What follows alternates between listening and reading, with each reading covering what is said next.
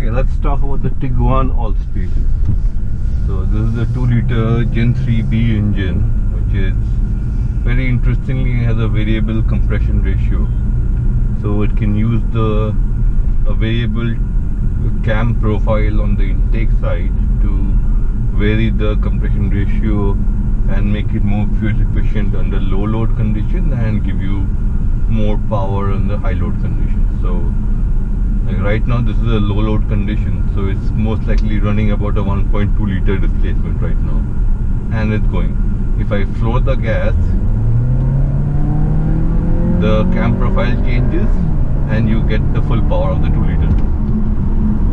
Yeah. So this car is a pretty interesting car. It's all-wheel drive, so there's no drama of wheel spin or anything.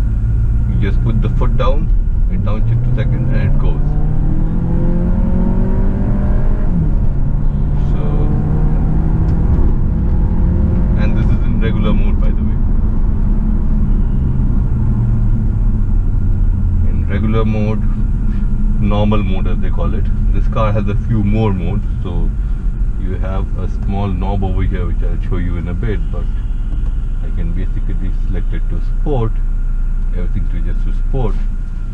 Now it accelerates a little bit more. I think it keeps the higher profile a bit more. So the digital cluster is very nice in this car. It's slightly better than the RS. So couple of views, 3-4 views max. I prefer this one. This is the simplest one to have. And let's say I slow the gas in sport and it's gone.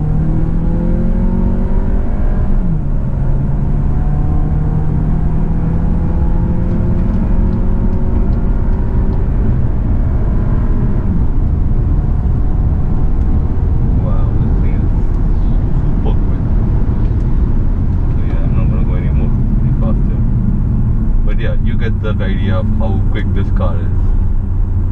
For a petrol 2-liter SUV, pretty good fun to drive.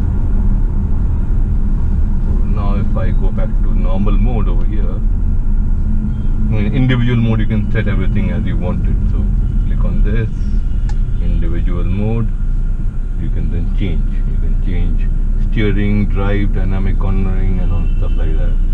And just keep it in normal or smooth. So just like the Octavia RS has in its eco mode, this car has it in all the modes, in which it'll go into coasting, so that the clutch disengages or the gear goes into neutral and you can just coast. So you're not using the engine power, you're not burning extra fuel. It adds to the efficiency. I mean, it is a big car and a small engine, so if anything that adds to efficiency is always welcome in this. Let's see, I'm still at the red light. In terms of user interface, I don't like this whole black background. I think the RS is a much better, Skoda in general has a much better layout to the infotainment. Holy fuck, that guy slows. Yeah, this is just black everywhere, and you know, literally everything I do is just black. So what I have added to this car using just VCDS coding is I can change the color of this. But whereas in the Skoda you get a lot more in terms of color, this just changes the underline. So it's still pretty sad. Okay, let's take it. In terms of steering feel, the steering has zero feel. In regular mode, zero feel. In sport mode it gets heavier, but still nothing feels as very connected. So see, now I'm in 4th gear. I let go of the car and it'll start coasting in a bit.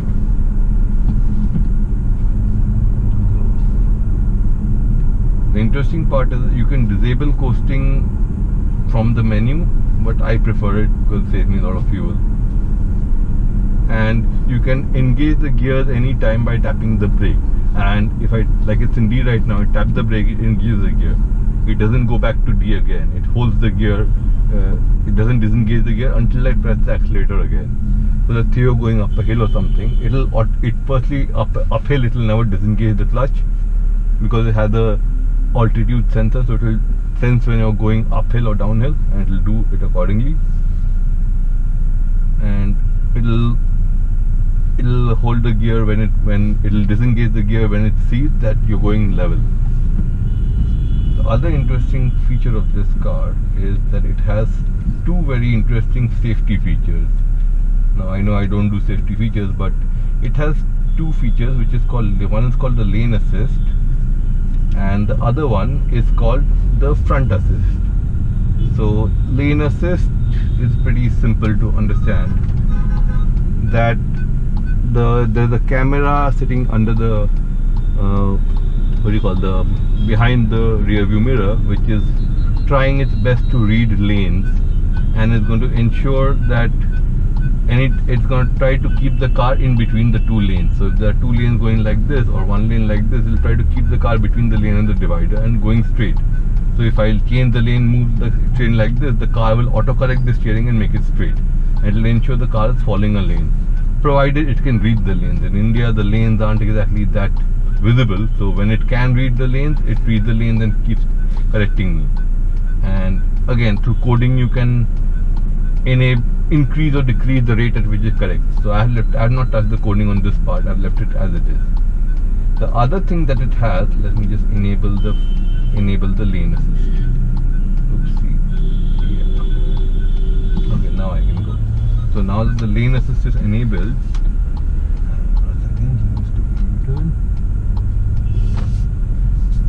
so okay, yeah.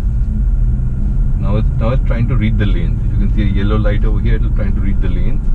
Once it is able to read the lanes, then it'll start doing the lane assist. This yellow thing will turn green. Obviously, like I said, in India, sometimes you can read the lane, sometimes you can't.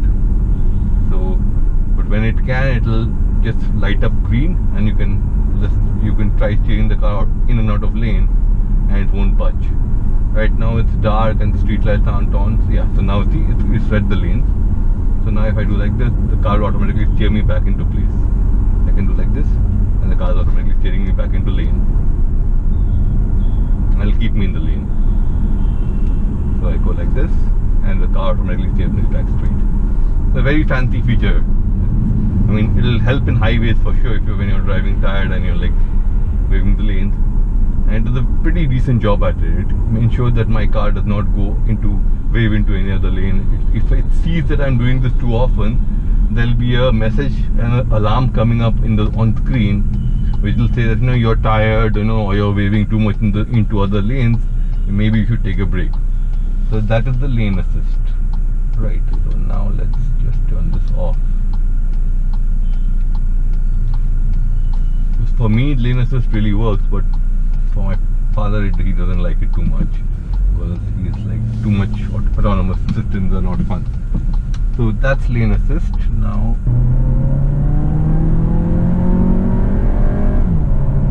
yeah, this car definitely sounds better than the RS245. The RS245 has no sound. This car, at least the engine it makes a decent amount of grunt and noise. And it's plenty quick in D mode or in normal mode. I can always switch to manual, and it will allow me to do that. And yeah, the paddles are nice. They've got nice soft touch to it. You can switch up and down with it. And like all paddles, if you want to go back to D, hold the plus button, it will turn back to D. The other thing that's there in this car is something called the front assist. The front assist, if you notice over here, it's a radar in the front, which essentially keeps a track of how much distance you're keeping from the other car. And if I roll up to a car too fast or too aggressively, it'll throw a warning. If a pedestrian jumps in front of my car, it'll throw a warning, and it'll automatically slow the car down.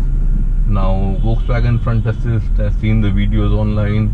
It's not a very reliable thing. Sometimes it shows up, sometimes it doesn't. Like, I'm not going to crash into this guy's car. So